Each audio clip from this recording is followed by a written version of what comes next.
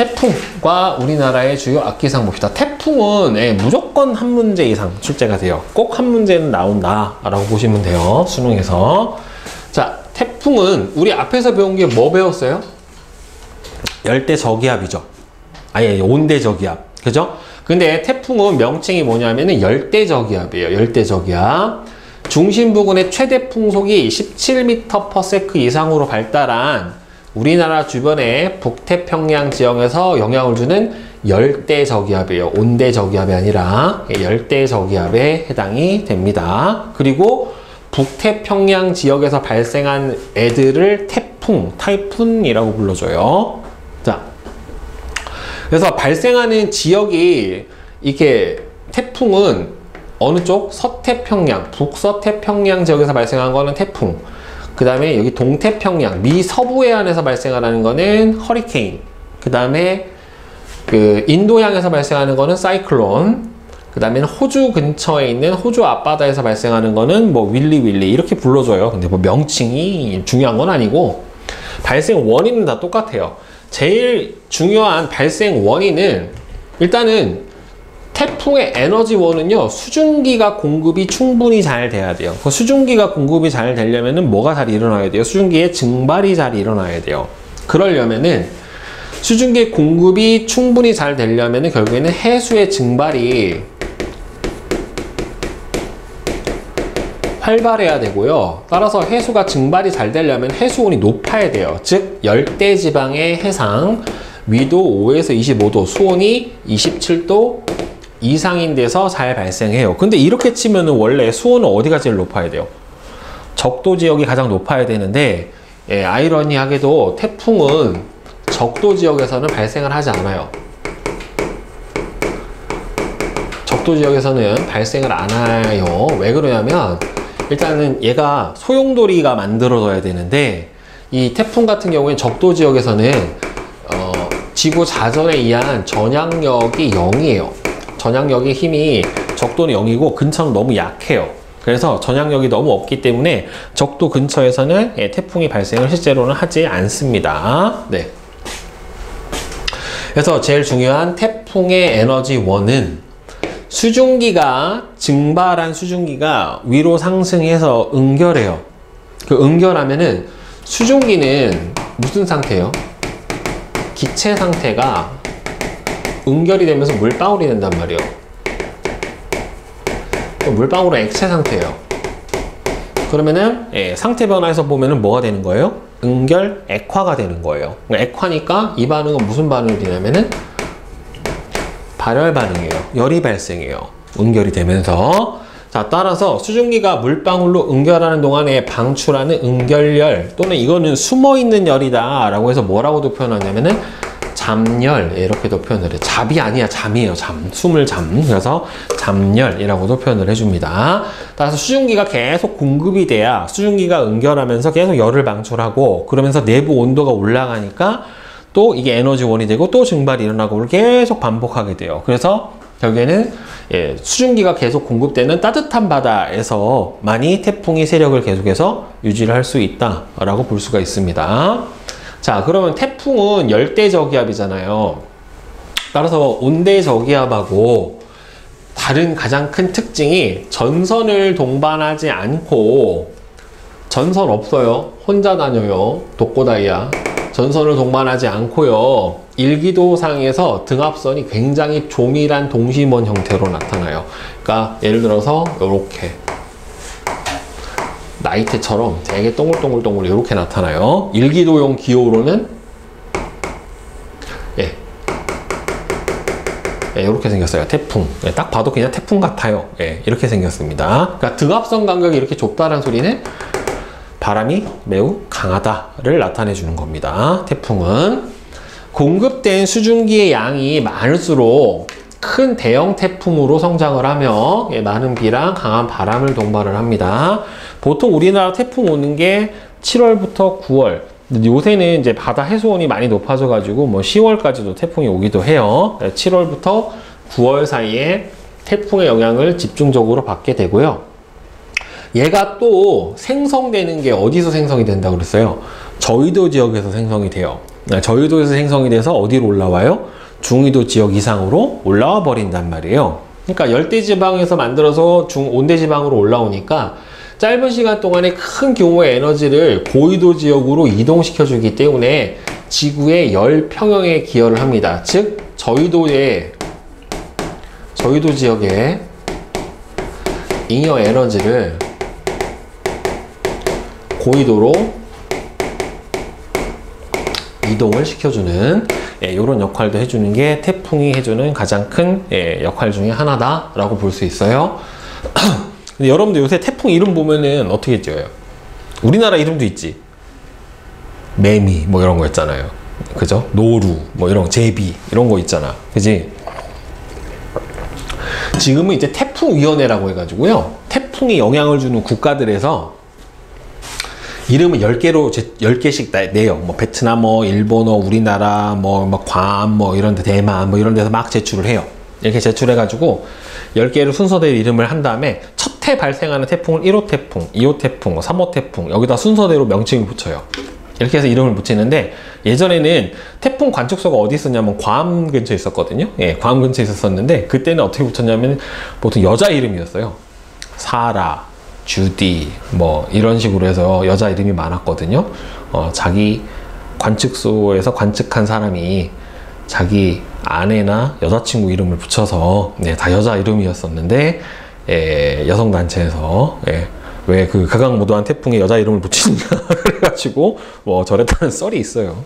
자, 우리나라 사람이었으면 영희 이렇게 붙였겠다. 그치?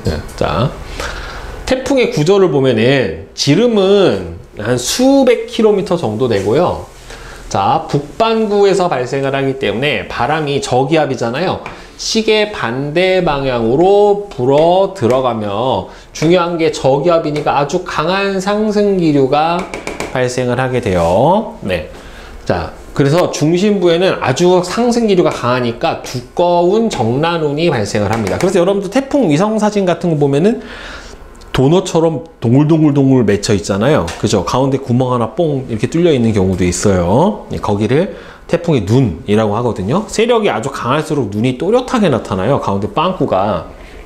그래서 얘가 태풍의 눈인데 태풍 중심으로부터 정확하게 중심 센터로부터 한 30에서 50km 정도에 이르는 범위인데 이 특이한 게 원래 저기압이기 때문에 상승 기류가 강해야 되거든요. 그런데 이 태풍의 눈 지역은 태풍 구조상 약한 하강 기류가 발생을 해요. 이게 왜 그러냐면 여기가 태풍의 중심이거든요. 그러면은 여기 가운데가 원래 태풍이 처음에 생길 때 용오름 형상 때문에 이렇게 소용돌이가 쳐가지고 이렇게 말려가지고 몰라가요. 그러니까 바닷물이 밑으로 쭉 이렇게 올라가는 그런 형상도 보여요. 용오름 현상 때문에. 그러면은 이 소용돌이 때문에 이 옆에 부분, 눈 있는 이 가운데 이 눈 바깥 이 경계 부위를 눈벽이라고 하는데 이 부분 옆으로는 상승 기류가 굉장히 강해요. 엄청나게 상승 기류가 강해서 눈 근처에는 막 난리가 나요. 상승 기류가 강하니까 바람도 세고 비바람 불고 막 난리가 나는데 문제는 얘가 이제 상승 기류가 강하고 여기가 저기압. 그러니까 태풍의 기압 중심이 가장 어떻게 돼요? 기압이 낮아요. 그럼 바람은 기압이 높은 데서 낮은 데로 어떻게 돼요? 이동을 하게 되잖아요. 그러니까 약간 진공청소기 같은 기능이 되는 거예요. 가운데가. 그러니까 상승한 공기가 올라가서 가운데가 기압이 낮으니까 얘가 빨려 내려오는 거예요. 이렇게. 그래서 눈 지역에서는 하강 기류가 발생을 해요. 그래서 태풍이 실제로 오면은 근처를 지날 때는 막 난리가 났는데 태풍이 눈이 싹 오면은 그 지역은 오히려 맑기도 하고 바람이 거의 안 불어요. 그래서 태풍의 눈이다 라고 하는 거는 결국에 그 지역은 태풍이 바깥 지역 한 50km 반경 바깥쪽은 지금 막 바람 불고 막 지붕 날아가고 나무 뽑히고 난리가 나는데 태풍의 눈 지역만큼은 바람이 잔잔하고 오히려 날씨가 맑을 수도 있다라고 하는 겁니다. 대신에 기압은 가장 낮은 부분이에요.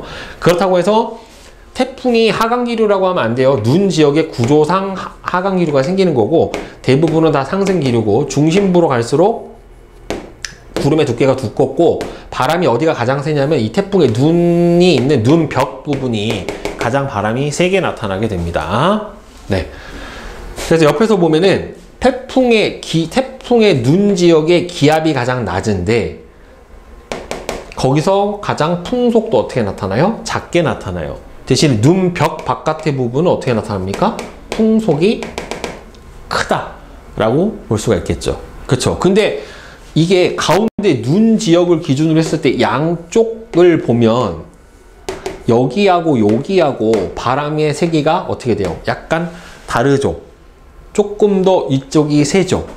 이쪽은 약간 더 약하고, 그지? 완전 똑같진 않아요. 그러니까 태풍이 눈이 여기가 있었을 때 오른쪽하고 왼쪽하고 바람 세기가 같은 위치라도 달라요. 여기서 보면 오른쪽이 좀 더 세죠. 그죠? 이게 왜 센지는 이제 여기서 나올 거예요. 이제 자, 그러면 이 태풍이 이동을 할 때요, 북태평양 기압, 고기압의 서쪽 가장자리를 따라 포물선 궤도를 그리면서 고위도 지역으로 이동을 해간다 라고 돼 있는데, 자, 이게 무슨 말이냐 하면은 보통 여러분들 언제 영향을 줘요? 태풍이 여름철에 영향을 주죠. 그럼 여름철에 영향을 주면은 위도상에서 봤을 때 여기가 뭐예요? 북태평양 고기압이, 우리나라가 여기 이렇게 있으면 요 지역이 북태평양 고기압이란 말이에요. 그럼 고기압 세력이 크게 확장이 되면은 고기압 가장자리, 서쪽 가장자리를 따라서 이렇게 이동을 하게 됩니다. 왼쪽으로 커브를 틀어요. 근데 오다가 방향이 한번 어떻게 돼요? 꺾여요. 이게 왜 바람이 꺾이냐면, 여러분들 지구 대기 대순환 모듈을 보면은 가운데가 적도고, 그 다음에 여기가 위도 30도, 여기가 위도 60도, 양 부분이 극 90도. 이렇게 보면은 위도별로 부는 바람이 달라요. 그러니까 즉 0도에서 30도, 북반구 0도에서 30도 사이에서는 이렇게 북동 무역풍이 불고요. 그 다음에 30도에서 60도 사이에서는 이런 식으로 남동 무역풍이 불어요. 무역풍 지대예요. 남동 무역풍. 그 다음에 30도에서 60도 사이에서는 이렇게 부는 편서풍이 불어요. 우리나라가 편서풍 때였잖아요. 그죠? 예. 여기도 마찬가지로 편서풍이 이렇게 불어요.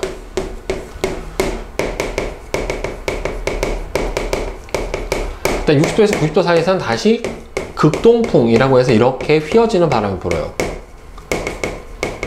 얘도 마찬가지로 여기가 이렇게 극동풍이 이렇게 붑니다. 그러니까 태풍이 어디서 발생을 하냐면 여기에서 발생을 하는 거예요. 요 지역에서. 그래서 우리나라가 있는 여기까지 올라오니까 여기서 위로 올라갈 때 이 바람 영향 때문에 여기 고기압이 있단 말이에요. 그러니까 여기서 쭉 올라오는 게 아니라 이 바람 때문에 동쪽에서 부는 바람, 동풍의 영향을 받아서 얘가 어떻게 돼요? 왼쪽으로 휘어요. 여기를 꺾어져서 올라오면 편서풍 영향 때문에 이렇게 오른쪽으로 꺾여요. 그래서 이렇게 방향이 이동을 하다가 한번 꺾여서 올라가게 됩니다. 이런 형상을 보이면서 태풍이 이동을 하게 되거든요. 자, 그래서 보면은 무역풍의 영향을 받는 발생 초기, 0도에서 30도 사이에서는 북동 무역풍이 부니까 북서쪽으로 이동을 해요. 그러니까 포물선의 왼쪽으로 볼록한 포물선이 나타나게 되는 거예요. 그래서 북서쪽으로 이렇게 이동을 하다가 30도 부분, 여기를 뭐라고 하냐면 전향점이라고 해요. 바람의 방향이, 그러니까 태풍의 이동 방향이 변하는 지점이 위도 30도 부분이에요. 여기를 전향점이라고 하는데, 전향점을 지나면 편서풍을 받아서 북동쪽으로 이동 방향이 바뀌어 버리게 됩니다. 그리고 태풍은 무역풍의 영향을 받는 지역에서는 느린 속도로 이동을 하고요. 대신에 전향점을 지나서는 이동 속도가 대체로 좀 빨라지는 영향을 보이게 됩니다. 왜냐하면 이동 방향하고 바람의 방향이 일치를 해서 그래요. 편서풍 지역에서는. 근데 무역풍 지역에서는 바람 방향하고 이동 방향이 서로 어긋나 버리기 때문에 일반적으로 느려요. 그리고 태풍 이동 속도가 어디에서 가장 느리냐면 이 전향점, 위도 30도 부근을 지날 때가 가장 느리게 나타나게 돼요. 저 부근에서. 자, 그러면 태풍이 이렇게 포물선 반원을 그리면서 이렇게 진행을 한다라고 했잖아요. 그쵸? 그럼 여기서 태풍은 저기압이기 때문에 당연히 반시계 방향으로 바람이 어떻게 돼요?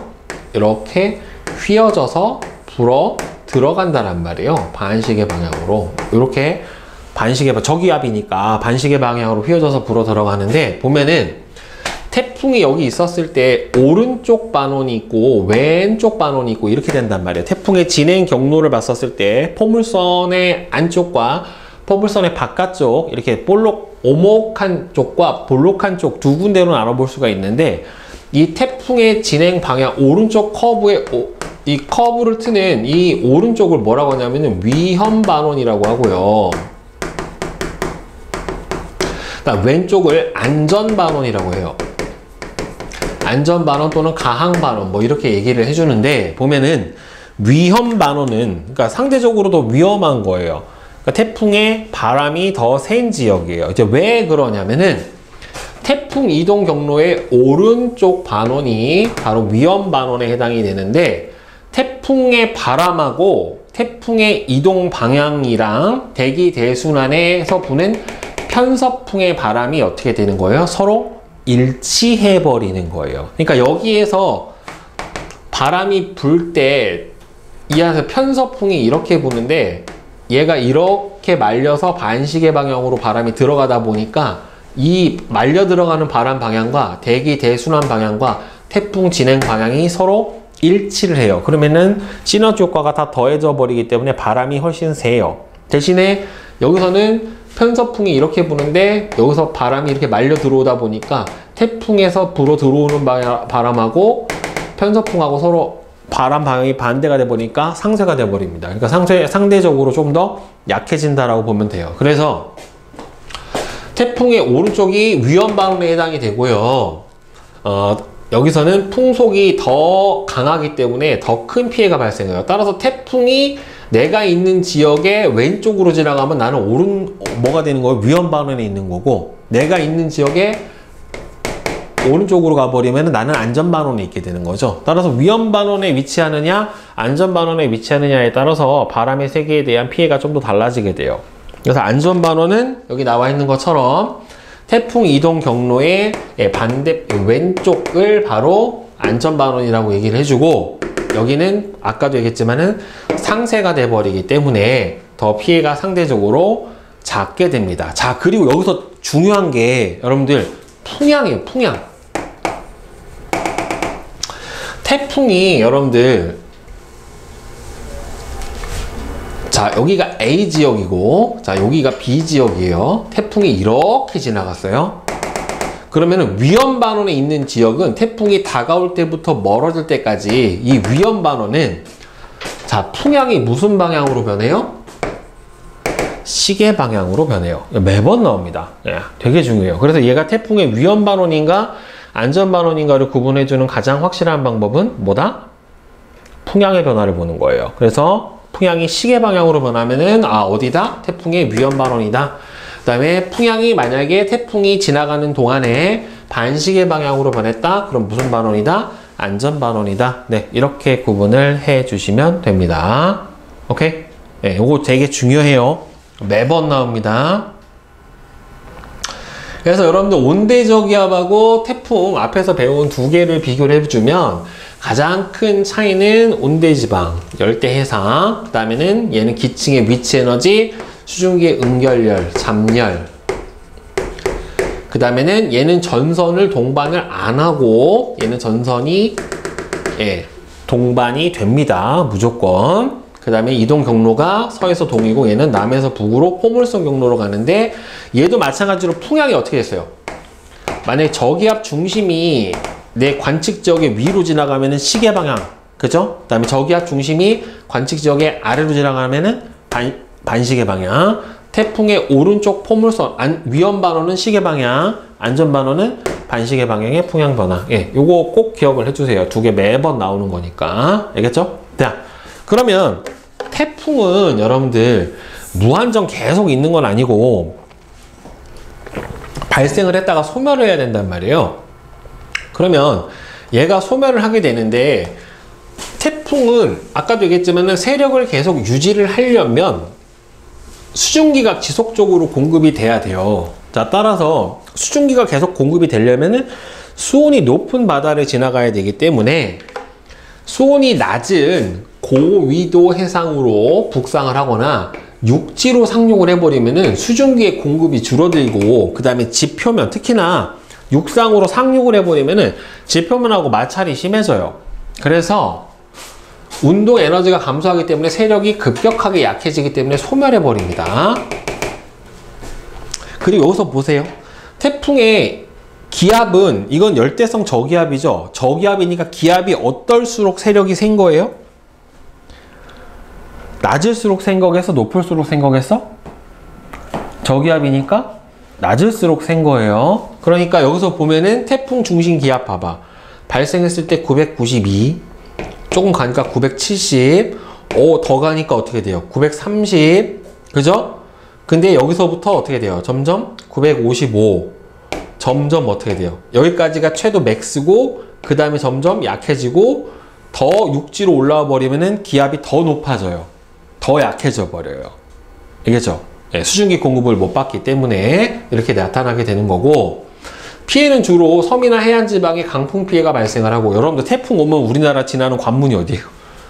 태풍 오면은 우리나라를 지나든 안 지나든 간에 태풍이 우리나라 근처로 오면 무조건 영향받는 데가 제주도죠. 그쵸? 제주도가 요 밑에 있다 보니까 어디로 일로 가든 어쨌든 영향권에 들 수밖에 없어요. 제주도는. 자, 그래서 중심 기압은 점점 무조건, 일단은 전향점을 지나면서부터는 점점 낮아진다 라고 보시면 돼요. 태풍은 크게 피해가 두 개예요. 강풍 피해하고 비 피해하고 크게 이제 두 가지의 피해가 나타나게 되는데, 또는 이제 만조 때 태풍이 오면은 바닷물 수위가 높기 때문에 해일이 발생하거나 아니면 바닷물에 의해서 침수가 일어날 수도 있습니다. 그래서 이 태풍의 피해는 특히 바람 피해, 비 피해 해서 두 가지로 나눠준다 라고 보시면 될 것 같아요. 자, 그러면 악기상까지 하자. 자, 보자. 우리나라의 주요 악기상. 악기상이 악기 파는 게 아니라 악기상, 악한 기상, 나쁜 기상이에요. 자, 일단 뇌우. 뇌우는 말 그대로 뭐예요? 천둥, 번개를 동반하면서 소나기가 와장창 내리는 거를 바로 뇌우라고 얘기를 해요. 그러니까 뇌우가 발생을 하려면 기본적으로 큰 정란운이 생겨야 되는데, 매우 일단은 불안정한 대기에서, 불안정하다는 소리는 상승기류가 아주 강하고 대류 현상이 많은 불안정한 대기에서 형성된 뇌운에서 주로 발생을 하고요. 구름과 구름 사이에, 구름과 지면 사이에 강한 방전, 이게 뭐예요? 번개죠. 번개가 일어날 때 발생을 합니다. 그러니까 결국에 보면은 여름철에 국지적으로 가열된 공기가 빠르고 강하게 상승을 할 때, 온대 저기압이나 태풍에 의해서 강한 상승 기류가 발생을 할 때, 한랭전선에서 찬 공기가 위로 따뜻한 공기 위로 빠르게 상승할 때, 그러니까 결국에는 공기가 빠르게 상승하는 상승기류가 강할 때 생겨요. 상승기류가 강할 때 생기고, 그러면서 상승기류가 강하니까 당연히 뭐가 생깁니까? 정란운이 생기게 됩니다. 그래서 처음에는 저군, 공기가 상승해요. 상승기류가 강하게 형성이 되면서 저군이 급격하게 커지고 갑자기 막 먹구름 부악 올라가는 게 보여요.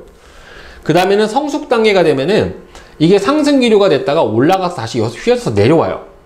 그래서 올라갔다가 내려왔다 다시 내려왔던 공기가 올라갔다가 이 단계를 계속 반복하면서 천둥 번개랑 강한 소나기가 내리고, 이때 이 0도씨 위로 올라가면은 물방울이 상승해서 위로 올라가 버리면 위에서 어떻게 돼요? 얼어요. 영하기 때문에. 얼었다가 내려와.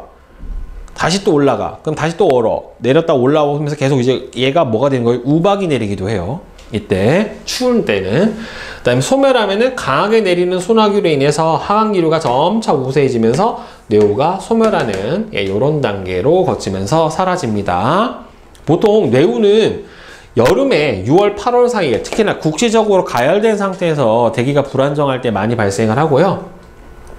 국지성 호우, 번개, 우박 등을 동반하기 때문에 가끔 큰 피해가 발생을 하기도 합니다. 특히나 이제 우박은 큰 거 맞으면 사람 죽어요. 지름이 5mm 이상의 얼음 덩어리가 지표면으로 떨어지는 거를 우박이라고 해요. 원래는 녹아서 비가 내려야 되는데 얘가 너무 상승 기류가 강해서 녹으면서 또 다 녹지 못하고 얼음 덩이 자체가 떨어져 버리는 거예요. 이게 초여름이나 여름에서 가을로 넘어가는 시기에 정란운에 의해서 얼음 덩어리가, 원래는 여러분들 구름에서 보면은 크게 이렇게 세 부분으로 나눠져요. 이 아래 보면은 보통 여기는 물방울만 있고요. 이 가운데는 여기가 0도씨보다 더 낮은 상태가 되거든요. 이제 구름 위로 올라가 버리면은 여기는 그럼 뭐가 존재하냐면은 물방울이랑 조금 더 이 물방울 중에서 일부가 얼어가지고 뭐가 되냐면은 빙정이라고 하는 작은 얼음 덩어리가 있어요. 맨 위에는 얼음인 빙정만 존재해요. 그러면 이 물방울에서 증발한 수증기가 빙정에 달라붙어서 빙정이 커져요. 그러면 얘가 떨어져야 되는데 다시 상승이 좀 강하니까 올라갔다가 다시 무거우니까 떨어졌다가 다시 상승했다가 하면서 계속 얼음 덩어리가 성장을 해요. 그러다 보니까 이 얼음 덩어리가 나이테처럼 저렇게 겹겹이 커져 있는 형태로 나타난단 말이에요. 이게 이제 우박이에요. 그래서 이게 내가 너무 무거워져 가지고 지면으로 떨어져 버리면 얘가 뭐가 된다? 우박이 되는데, 우박 떨어지면 이제 뭐 잎사귀 채소 같은 경우는 구멍도 뚫리고 큰 거 막 우산도 뚫려요. 예. 비닐하우스도 뚫려버리고 하기 때문에 좀 위험하죠. 우박이 크게 내리면. 그 다음에 이제 국지성 호우는 집중호우라고 돼요. 짧은 시간 동안에 좁은 지역에 와장창 쏟아붓는 게 이게 집중호우에 해당이 돼요. 보통 막 이렇게 한꺼번에 비가 왕창 와버리면 어떻게 돼요? 하수구로 내려갈 수 있는 물의 양을 넘어버리게 되면 하수구에서 물이 못 내려가니까 역류해요. 물이. 그래서 막 침수되고 하는 게 바로 요 국지성 호우 때문에 발생을 해요. 1시간 동안에 30mm 이상의 비가 내리거나 하루에 80mm 이상의 비가 또는 연강 수량이 10%에 해당하는 비가 내리는 거를 국지성 호우라고 합니다.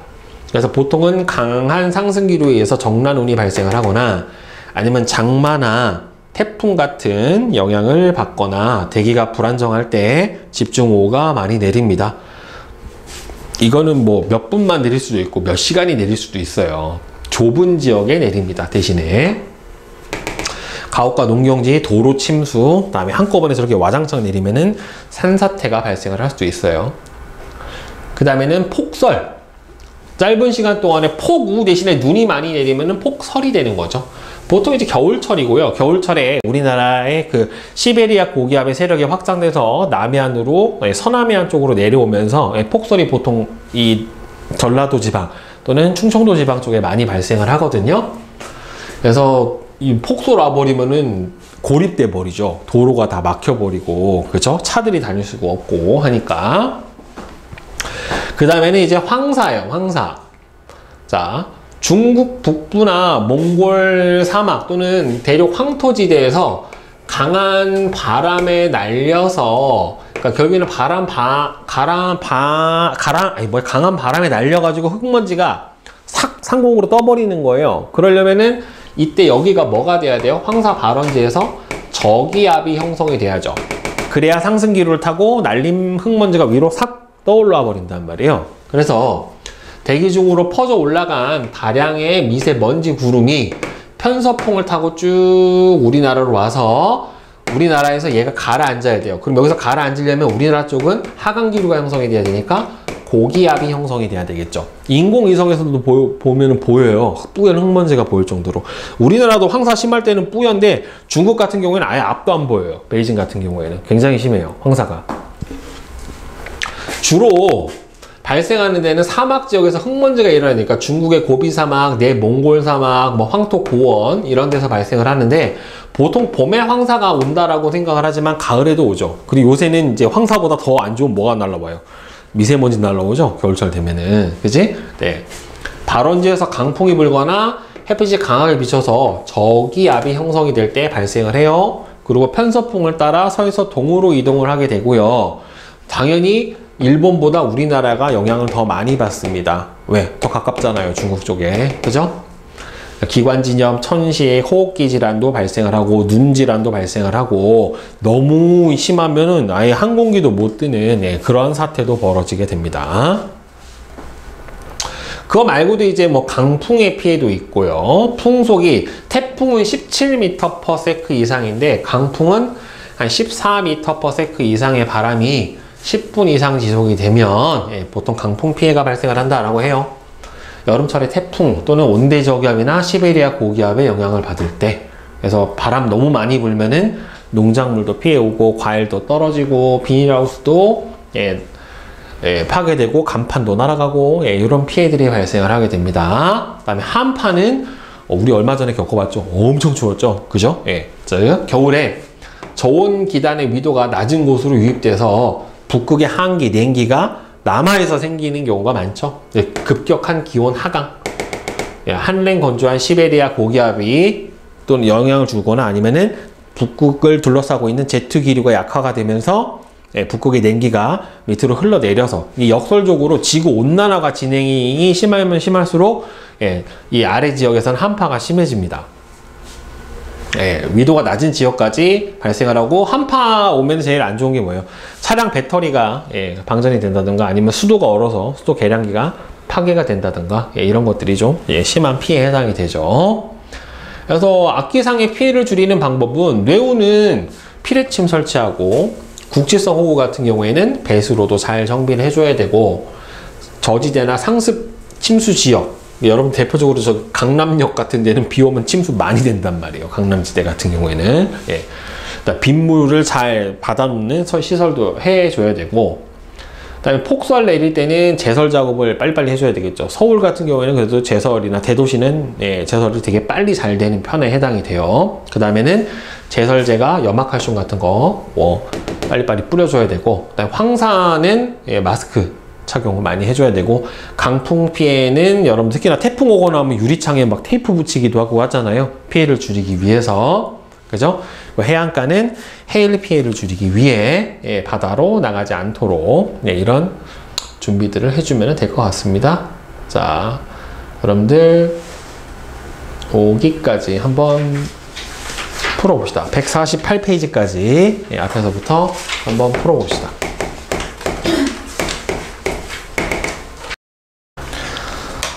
자, 답을 맞춰봅시다. 자, 1번은, 자, 143페이지. 자, 5x, 5x, 5. 그 다음에 2번. 자, x는 여기서 뭐에 해당이 됩니까? 기압이죠. 그렇죠? x는 기압. 그 다음에 y는 풍속. 이렇게 되겠죠. 태풍의 중심은 기압이 가장 낮은 곳이죠. 태풍의 눈 지역에 해당이 되죠. 자, 기압이 낮다고 해서 무조건 이게 태풍의 눈 지역은 기압도 낮아야 되지만 뭐도요? 풍속도 적어야 됩니다. 그래프를 잘 확인을 해 주셔야 돼요. 자, 그 다음에 3번은, 자, 태풍은 위도 몇 도 사이에요? 5도에서 25도 사이에 열대 해상에서 뭐예요? 기권과 수권의 상호작용에 의해서 발생을 하게 되고요. 수증기의 공급이 차단이 되면 세력이 급격하게 약해지게 됩니다. 자, 그 다음에 4번에 이거 어디 갔어? 위험반원은 어디예요? 오른쪽 안 C하고 B 둘이 위험반원에 해당이 됩니다. 자, 북반구. 자, 이걸로 이제 풍속 변화로, 풍향 변화로 어느 반원인지를 봐야 되는데, 여기서는 일단 무슨 풍이에요? 대략? 북동풍에 해당이 되죠. 그쵸? 북동풍이면은 북동쪽에서 부는 방향이에요. 이렇게, 여기 북서지, 북동. 그 다음에 무슨 풍으로 바뀌었어요? 북에서 북서. 그 다음에 무슨 풍으로 바뀌었어요? 남서. 그럼 무슨 방향입니까? 반시계 방향이죠. 끝부분만 이어주시면 돼요. 풍속 변화를 보려면. 따라서 반시계 방향이니까 어느 반원이에요? 안전반원에 해당이 되겠죠. 위험반원은 시계 방향, 안전반원은 반시계 방향. 그러니까 풍향을 끝을 계속 이어보면 돼요. 이런 식으로. 그래서 어느 방향으로 변했나를 확인해 주면 됩니다. 자, 그 다음에 6번은 X, 5, X5. XO, XO예요. 자, 그 다음에 악기상 146쪽. 자, 뇌우는 무슨 단계? 맨 처음에 적운 단계, 그 다음에는 성숙 단계, 소멸 단계 순으로 변하게 됩니다. 자, 그 다음에 2번은 OOXX, 그 다음에 3번 낙뢰, 그러니까 번개가 내린 거죠. 뇌우가 가장 많이 발생한 계절은 언제예요? 여름이죠. 그죠? 표에서 봐도 6, 7, 8월에 가장 많은 낙뢰를 보이게 됩니다. 자, 그 다음에 4번은 정란운과 같은 구름이 형성되어 있고요. 대기가 불안정해서 강한 상승 기류가 발달을 해 있게 됩니다. 이 우박이 발생을 할 때는요. 그 다음에 5번 국지성 호우 같은 경우에는 5번이고, 그다음 6번은 기억은 황사는 뭐에 의해서? 편서풍에 의해서 서쪽에서 동쪽으로 이동을 하고요. 우리나라에 보통 봄철에 많이 발생을 하게 됩니다. 그 다음에 7번은 XXO예요. XXO. 자, 그 다음에 대표자료 분석 한번 봅시다. 자, 태풍의 물리량을 태풍 중심으로부터 거리에 따라 계략적으로 나타냈대요. 해수면상의 강수량, 기압, 풍속을 순서 없이 나타냈다라고 되어 있죠. 자, 그러면 여기서 기압이 가장 낮은 곳이 중심에 해당이 될 거고, 그 다음에 풍속은 중심 근처가 가장 세죠. 그러니까 A가 풍속, B가 중심에서 가장 낮으니까 뭐예요? 기압. 그 다음에 C가 뭐라고 보시면 됩니까? 강수량. 예, 이렇게 보면은 되겠죠. 그 다음에 B하고 C의 등압선 간격을 비교해 보면은 B가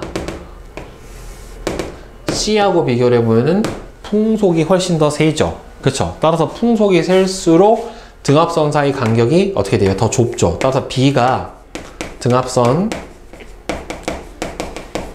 사이 간격이 풍속이 세기 때문에 더 촘촘하다. 네. 더 좁다. 이렇게 설명을 해주시면 될 것 같아요. 그 다음에 3번의 기억은 태풍의 눈이죠. 눈. 태풍의 눈에 해당이 되고요. 약한 하강 기류가 발생을 하고 맑은 날씨가 나타나게 됩니다. 네. 그 다음에 4번은 어디가 있냐? XOXOO예요. XOXOO. 자, 그 다음에 그림은 어느 태풍의 이동 경로를 태풍이 이동하는 동안 A 관측소에서 관측한 풍향하고 태풍의 중심 기압의 변화를 나타냈대요. 자, 풍향을 봅시다. 그럼 처음에 동풍. 바람의 풍향은 불어오는 방향이에요. 그 다음에 남동풍. 그 다음에는 남남서. 그 다음에 남서. 이렇게 됐죠. 그럼 무슨 방향이에요? 시계 방향으로 변했죠. 그렇죠? 끝부분만 이어주시면 돼요. 따라서 어디에요? 위험반원에 해당이 되니까 나 지역에 해당이 되겠지요. 그죠? 그리고 12일 21시 중심기압이 955고 13일 염상 970이니까 여러분들 태풍의 세력은 언제가 더 셉니까? 기압이 낮을수록 더 세력이 센 거예요. 네, 그죠? 그 다음에 3번은 가는 안전반원에 해당이 되고 나는 위험반원에 속하기 때문에 가 지점은 나 지점보다 풍속이 약하고 더 작은 피해가 발생을 한다 라고 보는 게 맞는 겁니다. 그 다음에 4번은 OOXX에 해당이 돼요. OOXX. 그 다음에 자, 가는 적운 단계, 나는 성숙 단계, 다는 소멸 단계에 해당이 됩니다. 그 다음에 뇌우가 발생하는 조건은 상승 기류가 강하게 발생하는 조건에 해당이 되겠지요. 따라서 2번은 다 됩니다. 기억, 니은, 디귿에 다 해당이 되겠죠. 그 다음에 3번은 X555X입니다. X555X. 그 다음에 다양한 악기상으로 인해 생긴 피해 모습을 나타낸 것이다. 우박 주로 언제예요? 여름이죠? 그죠? 다른 악기상과 달리 겨울철에만 나타나는 거는 폭설이죠. 그죠? 네. 자, 그 다음에 3번은 555XX5. 555XX5. 질문 있습니까? 없어요? 자, 그러면 뒤에 내신 만점하고 실력업은 숙제로 합시다. 알겠죠? 오늘 다음 시간에 맞추고. 자, 내신 만점 문제 태풍하고 우리나라 주요 악기상 다 맞춰봅시다. 자, 1번은 3번. 자, 다음에 2번은 자, 저기압 A하고 B의 종류. 자, A 같은 경우에는 전선을 동반하는 걸로 봐서는 A는 뭐에 해당이 됩니까? 온대 저기압이죠. 그 다음에 B 같은 경우에는 열대 저기압이죠. 자, 열대 저기압의 에너지는 뭐예요? 수증기의 응결열. 그 다음에 온대 저기압 같은 경우에는 기층의 뭐예요? 위치 에너지에 해당이 됩니다.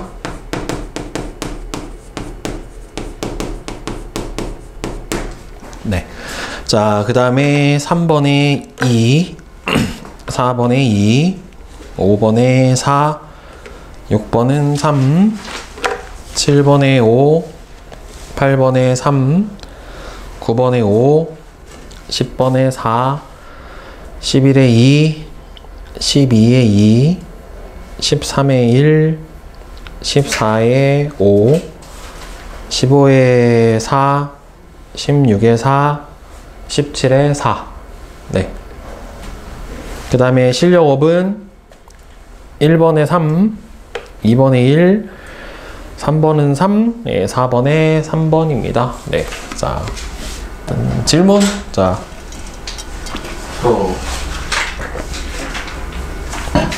네. 저기 6번. 이거요? 네. 자, 봅시다.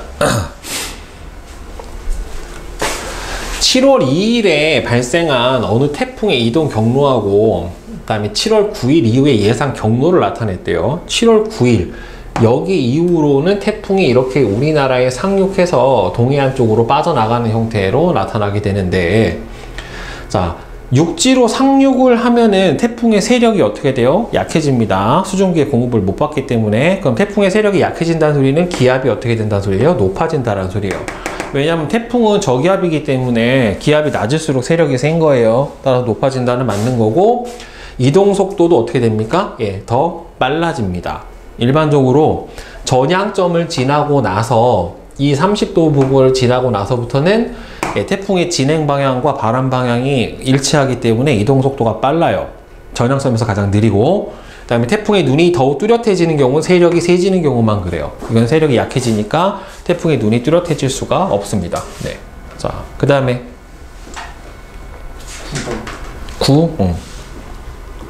자, 우리나라 부근을 지나는 태풍의 월별 이동 경로하고 위험 반원 및 안전 반원을 나타낸 거예요. 자, 보면은 태풍의 바람 방향과 그 다음에는 대기 대순환의 바람 방향이 같은 곳, 그러니까 포물선의 오른쪽이 무슨 반원에 해당이 되는 겁니까?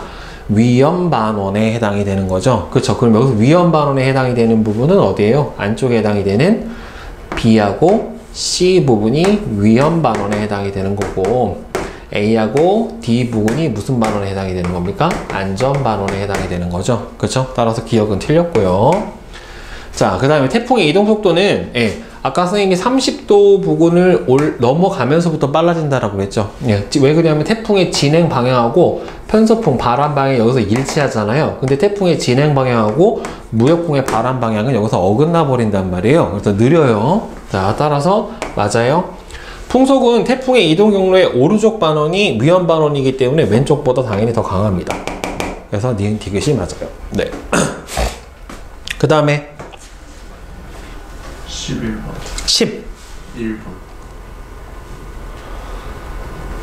자, 11번 봅시다.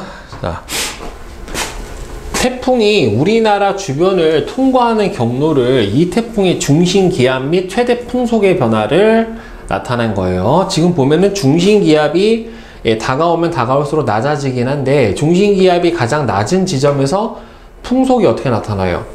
최대 풍속이 나오죠. 그러니까 이게 태풍의 눈이 지나간 거는 아니에요. 왜냐면 태풍의 눈이 지나가면 풍속이 확 줄어들어 버린단 말이에요. 자, 따라서 이 태풍은 편서풍 때에서 발생했다. 발생을 한 건 여기서 발생을 했기 때문에 편서풍 때가 아니라 무역풍 때에서 발생을 했고요. 그 다음에는 7일경의 세력이 가장 강했다. 풍속이 가장 세고 중심기압이 낮은 이 7일경이 가장 세력이 강했다. 이것도 맞는 겁니다. 그 다음에 태풍이 통과할 때 부산이 어디냐면 여기에요. 태풍의 어느 쪽이에요? 왼쪽이죠. 안전반원이기 때문에 반시계 방향의 풍향 변화가 일어나야 됩니다. 태풍의 포물선 오른쪽은 위험반원이고 위험반원은 시계 방향의 풍향 변화가, 그 다음에 안전반원은 반시계 방향의 풍향 변화가 일어나는데 부산은 태풍의 왼쪽에 위치했기 때문에 반시계 방향으로 풍향 변화가 일어나야지 맞는 거예요. 자, 그 다음에 17번 17이요? 자, 보자. 우리나라에 나타난 악기상, 많은 미세먼지로 인해서 호흡기 질환, 이거 뭐예요? 황사. 시베리아 기단이 황해를 건너올 때 생기며, 이건 언제? 폭설. 자, 얘는 뭐예요? 집중호우. 이렇게 되겠죠? 자, 가는 봄철에 주로 발생한다. 맞죠? 나는 기단 내에서 하강기류가 발생을 한다. 폭설은 뭐가 생겨야 돼요? 정란운이 생겨야 돼요. 그럼 정란운은 상승기류가 강할 때니까 하강기류가 발생할 때가 아니죠. 다는 정란운이나 적운 등의 구름이 발달할 때, 그렇죠. 보통 소나기성 집중강우는 정란운이나 적운형 구름에서 보통 내리게 됩니다. 네. 그 다음에 또 없어요? 저거 실력 문제 3번. 자, 실력업 3번 봅시다. 자, 북반구 어느 지점에서 태풍이 통과하는 동안에 관측한 기압, 풍속, 풍향을 나타냈어요. 그럼 일단 풍향부터 봅시다. 그러니까 얘가 위험반원이냐 안전반원에 위치해 있느냐를 보려면 풍속의 변화를 봐야 돼요. 그럼 풍속이 처음에 무슨 풍이었어요? 북, 그 다음에 뭘로 바뀌었어요? 북서, 그 다음에는 남서, 이렇게 바뀌었어요. 그럼 순서대로 북, 그 다음에 어떻게 돼요? 북서, 그 다음 남서, 이렇게 됐죠. 따라서 무슨 방향? 반시계 방향 풍향 변화가 일어났죠. 따라서 어느 쪽이다? 태풍의 진행 방향의 왼쪽인 안전반원에 해당이 된다라고 볼 수가 있습니다. 그죠? 그리고 지금 얘하고 얘하고 어떻게 나타나요? 반대로 나타나죠. 이 상태에서 보시면은 뭐는 떨어지면서 커지죠. 낮아지면서 커지는 거는 기압이 낮을 때, 태풍은 열대성 저기압이기 때문에 기압이 낮을수록 세력이 세다란 말이에요. 따라서 A는 기압이라고 보는 게 맞고, 그 다음에 기압이 낮을수록 세지는 B는 풍속이라고 보는 게 맞겠죠. 따라서 A는 기압, B는 풍속. 예, 맞아요. 이 지점은 어느 반원이에요? 안전반원이 맞죠. 그쵸? 왼쪽에 위치를 했으니까. 11일 12시경에 이 지점에 태풍의 눈이 통과했다. 11일 12시경에 기압이 가장 낮은 건 맞는데 태풍의 눈이 통과하려면 어떻게 돼야 돼요?